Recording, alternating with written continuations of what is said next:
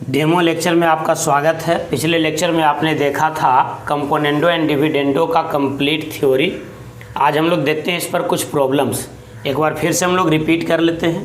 Componendo and dividendo, जिसको हिंदी में कहा जाता है योगांतर निष्पत्ति। It is a mathematical tools which is used to solve a problem related to ratio. Ratio से संबंधित प्रॉब्लम्स को सॉल्व करने के लिए कंपोनेंडो एंड डिविडेंडो एक मैथमेटिकल टूल्स के तौर पर यूज किया जाता है। इसको हम सवाल बनाने में कैसे अप्लाई करेंगे इसको भी समझना चाहिए। अगर हमको दिया हुआ रहे a/b = c/d, तो ऐसे स्थिति में हम लिख सकते हैं a + b/a - b = c + d/c - d। एक प्रॉब्लम देखिए आपके सामने है। क्वेश्चन है if sin theta plus cos theta is equal upon sin theta minus cos theta is equals to 7, then tan theta is equals to क्या। इसको ऐसे भी बना सकते हैं आप क्रॉस मल्टीप्लिकेशन से, लेकिन कंपोनेंडो एंड डिविडेंडो बहुत आसान कर देगा इस सवाल को। देखिए रेशियो दिया हुआ है, यहाँ पर डिनोमिनेटर में आप समझ सकते हैं कि 1 है, तो आप यहाँ लगा दीजिए कंपोनेंडो एंड डिविडेंडो। तो न्यूमरेटर में ही डिनोमिनेटर को हम ऐड करेंगे। न्यूमरेटर में हमारे पास था sine theta plus cos theta, इसमें आप ऐड करेंगे डिनोमिनेटर का क्वांटिटी यानी sine theta minus cos theta, और फिर न्यूमरेटर में ही डिनोमिनेटर को सब्ट्रैक्ट करेंगे यानी sine theta plus cos theta में सब्ट्रैक्ट करेंगे sine theta minus cos theta को, तो इनका साइन चेंज हो जाएगा यानी साइन थीटा जो पॉजिटिव था वो नेगेटिव हो जाएगा और कॉस थीटा जो नेगेटिव था वो पॉजिटिव हो जाएगा। और इधर क्या है 7/1, तो आप क्या करेंगे 7 + 1/7 - 1। न्यूमरेटर में ही डिनोमिनेटर को ऐड करना है और न्यूमरेटर में ही डिनोमिनेटर को सब्ट्रैक्ट करना है, इस बात को ध्यान रखेंगे। अब देखिए कॉस थीटा न्यूमरेटर में कैंसिल हो गया और डिनोमिनेटर में साइन थीटा कैंसिल हो गया, तो बच गया साइन थीटा और sine theta means 2 sine theta. Repeated addition is known as multiplication, 2 बार रिपीट हो गया। Similarly cos theta plus cos theta को भी हम लोग कहेंगे 2 कॉस थीटा, और ऊपर हो जाएगा 8/6, ये 2 कैंसिल हो गया। और साइन और कॉस के रेशियो को कहते हैं tan, तो tan theta is equals to 8/6। इसको सिंप्लीफाइड वे में लिख देंगे तो आपको मिल जाएगा 4/3, जो आपका आंसर है बी। तो आप देखते हैं कितना कम समय में सवाल आपका बन जाता है। तो कंपोनेंडो एंड डिविडेंडो फाउंडेशन के रूप में बिल्कुल मजबूत होना चाहिए। इसको हम लोग बेसिक कहते हैं। ये किसी भी चैप्टर में सवाल बनाने में आपको मदद करेगा, इसलिए इस पर पकड़ बनाना बेहद ज़रूरी है। इसलिए डेमो के रूप में हमने पहला टॉपिक उठाया है कंपोनेंडो एंड डिविडेंडो। डेमो में हम उन सारे टॉपिक्स को उठाएंगे जो आपको आगे पढ़ने में बहुत मदद करेगा। ये सभी लेक्चर्स आपके लिए संग्रहणीय होगा, इसको आराम से देखते रहेंगे। चलिए क्वेश्चन नंबर 2 पर चलते हैं। क्वेश्चन नंबर 2 है आपके सामने, देखिए if tan theta plus cot theta upon tan theta minus cot theta is equals to 2 and theta lies in first quadrant, 0 से 90 के बीच में है, तो कह रहा है साइन थीटा का वैल्यू क्या होना चाहिए। यहाँ भी हम लोग देख रहे हैं कि ये रेशियो से रिलेटेड प्रॉब्लम है, means we can use componendo and dividendo. तो हम क्या लिखेंगे न्यूमरेटर यानी tan theta plus cot theta में ऐड करेंगे डिनोमिनेटर यानी tan theta minus cot theta. Denominator में क्या करेंगे न्यूमरेटर में ही डिनोमिनेटर को सब्ट्रैक्ट करेंगे यानी tan theta plus cot theta में सब्ट्रैक्ट करेंगे tan theta minus cot theta को, तो ऑटोमेटिकली इनका साइन बदल जाएगा।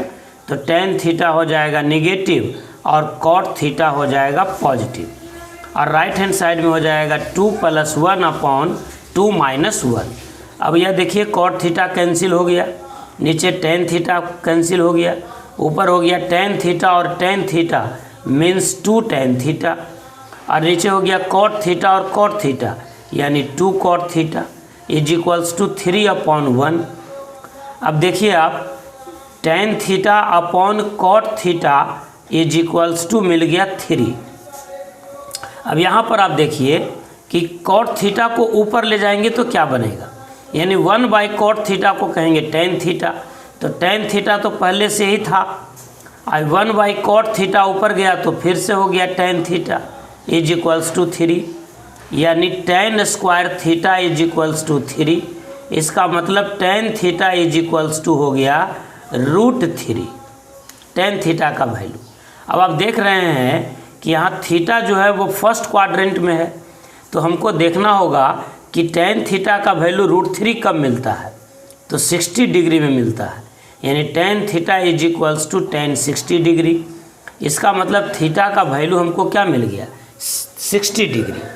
अब हमको फाइंड क्या करना था, साइन थीटा, तो साइन थीटा का मतलब हो गया साइन 60 डिग्री, और साइन 60 डिग्री का वैल्यू क्या होता है, साइन 30 डिग्री का वैल्यू होता है 1/2, और साइन 60 डिग्री का वैल्यू होता है √3/2, यानी आपका आंसर आ गया V √3/2।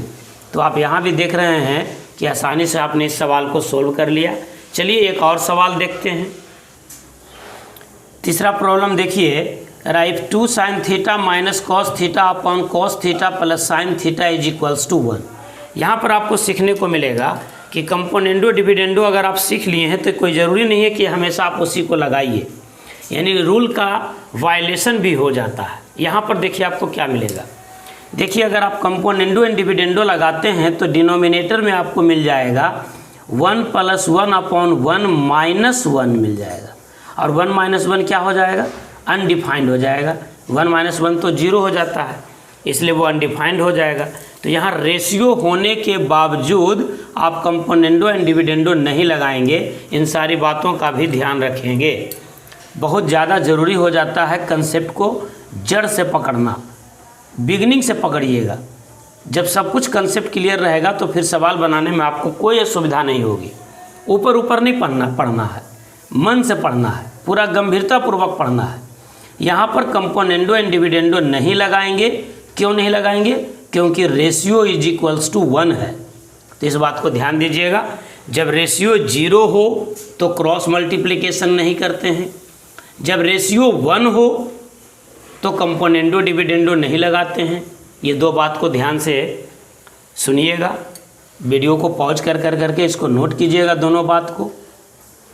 जब रेशियो 0 हो तो क्रॉस मल्टीप्लिकेशन नहीं करेंगे, और जब रेशियो 1 हो तो कंपोनेंडो डिविडेंडो यूज नहीं करेंगे। तो इस सवाल में हम लोग कंपोनेंडो डिविडेंडो यूज नहीं करेंगे। क्यों नहीं करेंगे, क्योंकि न्यूमरेटर में तो हो जाएगा 1 + 1, लेकिन डिनोमिनेटर में हो जाएगा 1 - 1 यानी 0, तो ये अनडिफाइंड हो जाएगा। तो इस सवाल को बनाने के लिए हम लोग यहाँ क्रॉस मल्टीप्लिकेशन यूज कर लेंगे। तो 2 sin theta minus cos theta upon cos theta plus sine theta is equals to 1 है। तो हम इसको लिख देंगे 2 sin theta minus cos theta is equals to cos theta plus sine theta. अब आप इसको ट्रांसपोज कर लीजिए, यानी सिमिलर टर्म को एक साथ कर लीजिए। तो sine theta right hand side में है, हम इसको लेफ्ट हैंड साइड में लाएंगे तो साइन अपोजिट हो जाएगा, यानी प्लस से माइनस हो जाएगा।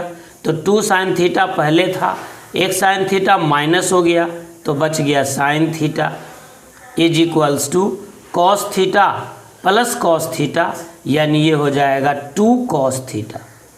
अब आप दोनों तरफ cos थीटा से डिवाइड कर दीजिए, तो sine theta upon cos theta is equals to हो गया tan थीटा, यानी वैल्यू मिला tan थीटा का 2। पर हमको फाइंड क्या करना था, cot थीटा। तो आप जानते हैं कि cot theta is reciprocal of tan theta, यानी 1/2। तो cot थीटा का वैल्यू हो गया 1/2, जो ऑप्शन ए में है। हम उम्मीद करते हैं कि आप अच्छे से कंपोनेंडो एंड डिविडेंडो के एप्लीकेशन को सीख गए होंगे। कंपोनेंडो एंड डिविडेंडो का एक लेक्चर और बनाएंगे छोटा ही, अब की बार उसमें हम अलजेब्राइक प्रॉब्लम को उठाएंगे। अभी हम ट्रिग्नोमेट्री के प्रॉब्लम को सोल्व करके दिखाए कंपोनेंडो एंड डिविडेंडो के माध्यम से। इसके बाद हम अलजेब्राइक प्रॉब्लम को उठाएंगे और आप देखेंगे कि कंपोनेंडो एंड डिविडेंडो आपके कैलकुलेशन स्किल्स को कितना बढ़ा देता है। तो इसी प्रकार से बने रहिए चैनल के साथ, देखते रहिए, अपने दोस्तों को भी जोड़िए ज़्यादा से ज़्यादा संख्या में। और बैच के इन्फॉर्मेशन संबंधी वीडियो भी हम बनाते रहते हैं, उसमें भी आप उसको देख कर करके ऑफलाइन बैचेज को भी आप ज्वाइन कर सकते हैं। Thank you.